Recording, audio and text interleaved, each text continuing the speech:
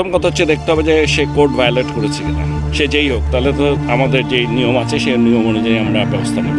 গরম খবর, চিরতরে বাদ শান্ত, বহিষ্কার হাতুরু। 3 ফরম্যাটেই নয়া অধিনায়ক হচ্ছেন মিরাজ, কোচ হচ্ছেন সালাউদ্দিন। বিস্তারিত জানুন দর্শক পুরো ভিডিও জুড়ে। দীর্ঘ 17 বছর পর টি-20 বিশ্বকাপের সুপার 8-এ উঠেছিল বাংলাদেশ। গ্রুপ পর্বে 4 ম্যাচে 3টিতে জয় পেলেও সুপার 8-এ 3 ম্যাচেই টানা হেরেছে বাংলাদেশ। শেষ ম্যাচে 12.1 ওভারে জিততে পারলেই সেমিতে যাওয়ার সুবর্ণ সুযোগও ছিল বাংলাদেশের, কিন্তু সেই ম্যাচও হেলায় হেরেছে বাংলাদেশ। আর এরপরেই সমালোচনা শুরু হয় বাংলাদেশকে নিয়ে।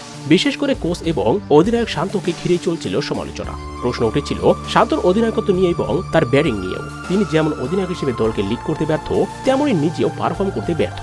আর তাই তো বিসিবিও সিদ্ধান্ত নিয়েছে এমন অধিনায়ক থাকলে বাংলাদেশের উন্নতি কখনোই সম্ভব নয়, বরঞ্চ অবনতি বেশি হবে। এছাড়াও বাংলাদেশের প্রধান কোচ চন্ডিকা হাথুরু সিং কখনোই যে পারবে না বাংলাদেশের ক্রিকেটের উন্নতি করতে, তা ইতিমধ্যে জানা হয়ে গেছে। আর তাই তো বাংলাদেশ ক্রিকেট বোর্ড সিদ্ধান্ত নিয়েছে যে শান্তকে অধিনায়কত্ব থেকে চিরতরে বাতিল করা হবে, সেই সাথে নতুন অধিনায়কত্বের দায়িত্ব দেওয়া হবে মেহেদী হাসান মিরাজকে। এছাড়াও চন্ডিকা হাথুরু সিং কে বহিষ্কার করবে বিসিবি, আর জাতীয় দলের প্রধান কোচ হিসেবে দায়িত্ব পালন করবেন গাজী সালাউদ্দিন। তো দর্শক, এবার কি তাহলে বাংলাদেশের ক্রিকেটে সুদিন ফিরবে? আর বিসিবির এমন সিদ্ধান্তে আপনারা কতটা খুশি হয়েছেন অবশ্যই কমেন্ট করে জানিয়ে দিন। এ নিয়ে আপনার মূল্যবান মতামতটি ভিডিওর কমেন্ট বক্সে। ধন্যবাদ।